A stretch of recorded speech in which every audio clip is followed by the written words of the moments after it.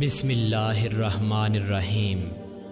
اگر تیری آنکھیں ہیں تو اندھوں کی طرح نہ آ، اور اگر آنکھیں نہیں ہیں تو لاٹھی ہاتھ میں رکھ۔ قدم اس طرح احتیاط اور ہوشیاری سے رکھو جس طرح نابینا رکھتا ہے، تاکہ پاؤں پتھر کے ساتھ ٹھوکر کھانے اور کنویں میں جا کر پڑنے سے بچ جائے۔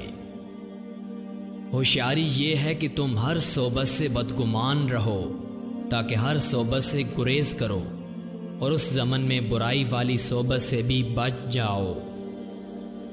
اے چالاک جانور، تو نے اتنا نہ سوچا کہ کھیتی کے اندر گھات اور شکاری کے بغیر جال کیوں کر ہو سکتا ہے؟ بس اندھا دھند چلا آیا اور پھنس گیا۔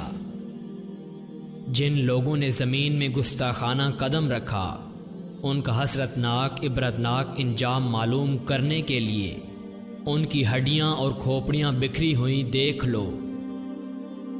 کتے کو جب ایک لقمہ دروازے سے پہنچ جاتا ہے تو اس کے شکریہ میں دروازے پر پہرہ داری کے لیے کمر بستہ ہو کر بیٹھ جاتا ہے۔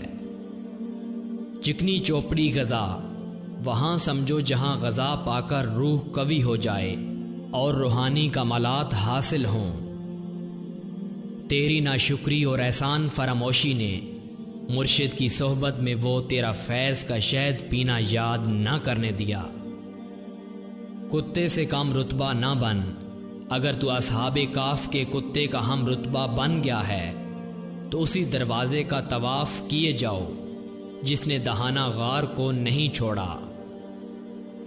بدگمانی وہاں لے جاؤ جہاں کوئی تو سا ناقص العلم اور بد عہد ہو، تو اپنے جیسے کے پاس جا کر جوڑی دار بن جاتا ہے۔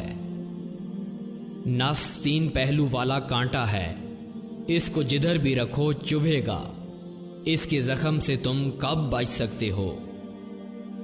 جس مرد کے پاس خوبصورت بیوی دیکھو تو سمجھ جاؤ اس کا گھر ایک باغ کی صورت ہے، کیونکہ پیاری بیوی جنگل کو بھی گلستان بنا دیتی ہے۔